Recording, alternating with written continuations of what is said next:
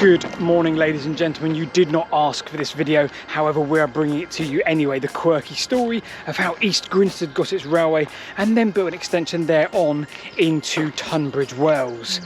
My name is Paul. And I'm Rebecca. And we make videos about old abandoned railways. And canals and all sorts of roads and Roman and otherwise. Stuff that falls into our net. Yes. So join us on today's adventure when we start here, 3 bridges near Crawley, where the railway peeled off and went to East Grinstead and on thereafter. And we've also got a special guest today.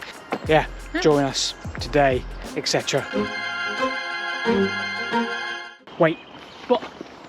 I didn't say roll the VT. Oh. What does that mean? I mean, it's kind of in my head from like years ago. Roll the VT, like an intro, right? Video transmission? You just made that up, didn't you? Yeah, probably did. But it'd be well impressive if it's right. All right, roll the VT.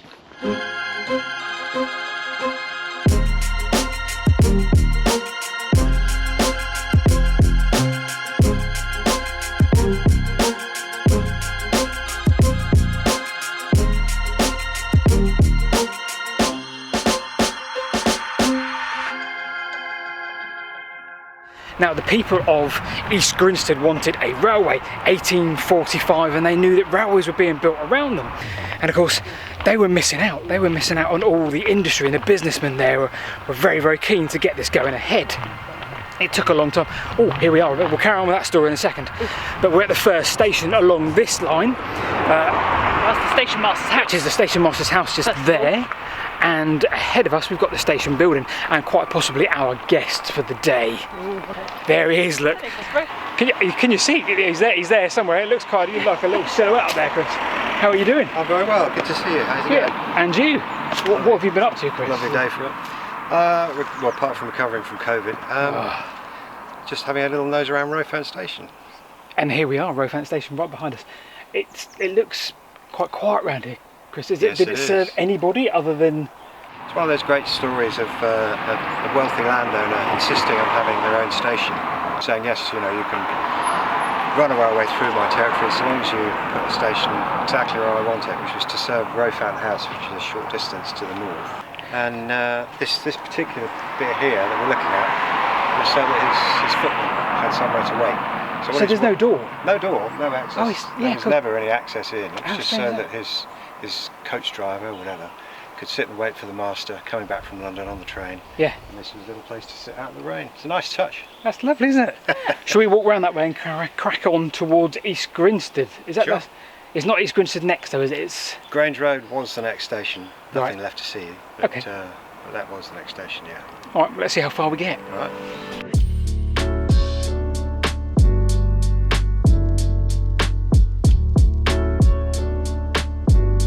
He didn't live here or anything, it was just his station building, right? That's right, yeah. So the great big manor house is off just a short distance to the north. Yeah.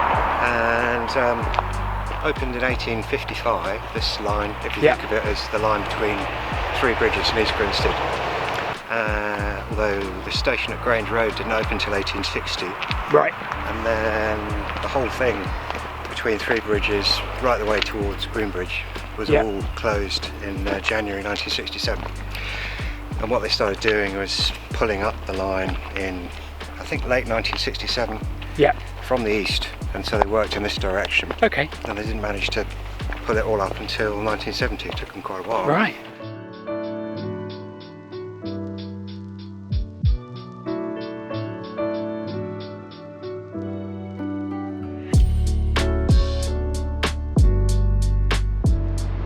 So we arrived in East Grinstead. Now the story of East Grinstead and how it got its railways is probably best described with an incredibly high quality graphic. Totally not me fudging it with a PowerPoint presentation. So all of the lines of East Grinstead look a bit messy from above, so let's untangle it. Firstly, and in from the east, weighing in at 230... From the east, in 1855, we have the original East Grinstead railway station set up and ready to go. Now they want to extend the line, so the station and the line needs complete realignment. Come 1866, they do just that, and the station moves north by around 30 to 40 yards. Here is a shot of the original 1855 building because it's still standing here today. Sadly, the same can't be said for the second station, just that bit further north. It now sits where this road cutting would have been. But what it does mean though is we've got a lovely before and after shot. So all is well until the Lewes and East Grinstead Railway want to join the party, and they do so from the south a year or so before the Croydon, Oxted and East Grinstead Railway join from the north. Now we have a requirement for a station to serve those lines, and whilst we're there, let's also build a new one for the original east to west Three Bridges line. So from 1883, both high level and low level stations are open, despite the northern section of the northern line not being open for a further year. Lastly, we have this gorgeous curve over here to deal with, which connected the Croydon, Oxted and East Grinstead line to the Three Bridges line. Now, around this curve, there is quite a curious feature, so let's go and take a look.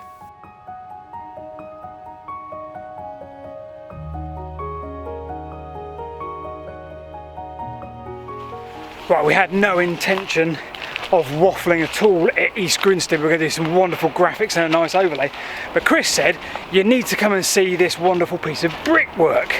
Is that the right way to describe it? It's a little bit further than I thought it was. A little bit off the beaten track, but I assure you it's worthwhile. We're on St Mary's Loop. And really this is just a retaining wall, but it is a glorious retaining wall. It is, isn't it? Built to, you know, post-nuclear standards. I mean, it's going to outlast everybody. Yeah. It's just fabulous. Right. So, Chris said we're not going to do Forest Road because it's rubbish and there's nothing there. Fair play. So we shall insert some wonderful, gorgeous pics. Here. Right now. Yep. Gorgeous pics. Can you see the gorgeous pics? Oh, they're great. Oh, look at that picture. Rebecca, look at that picture. Oh, yeah, that's cool. That's a lovely picture. Lovely picture. Right, so we are onwards now to Hartfield, which is lovely. Is it? Yes. Okay.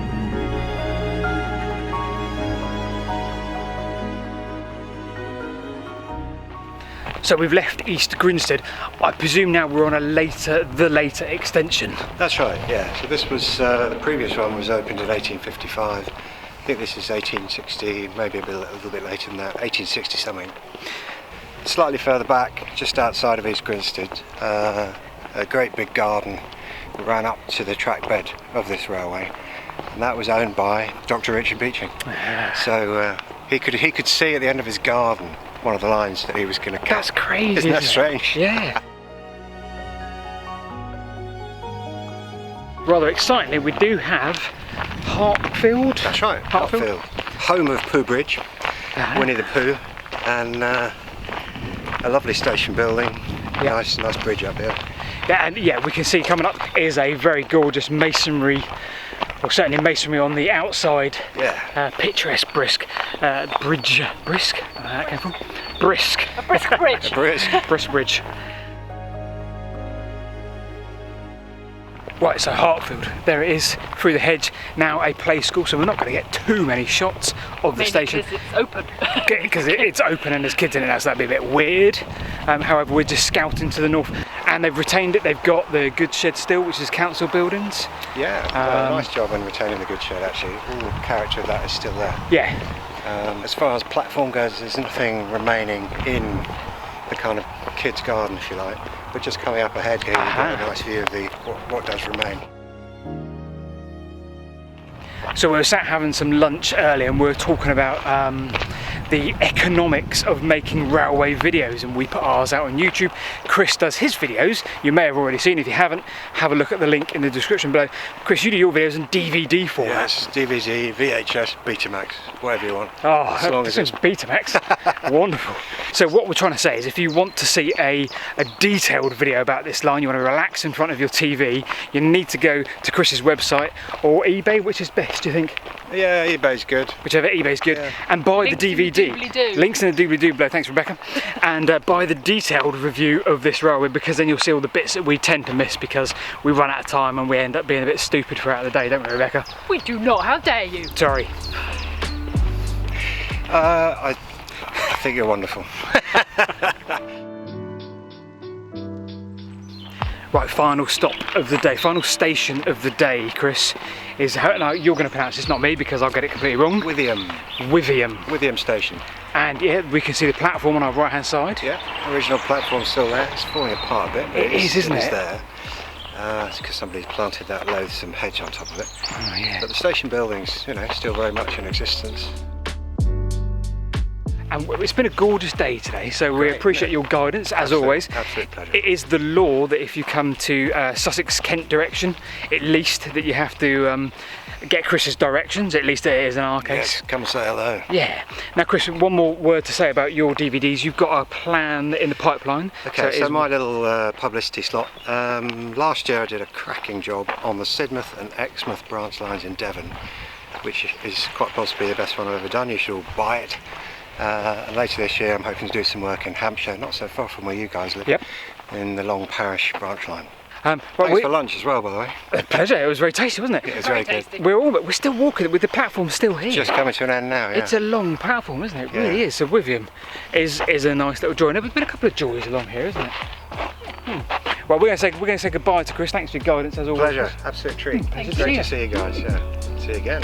Definitely.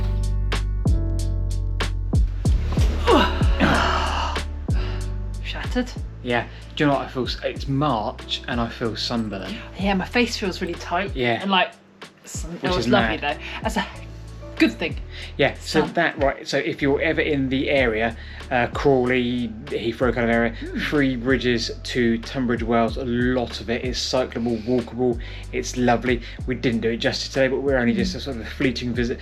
So yeah, hopefully you'll do more justice by cycling a lot of it. Big thanks to Chris for joining us today. Yes, thank you, Chris. Nice to see you again. Yeah, very cool. And we will see you next Sunday, 5 p.m. British summertime. That's fine, but as ever, we won't see them, they'll see us. Yeah, true. Goodbye.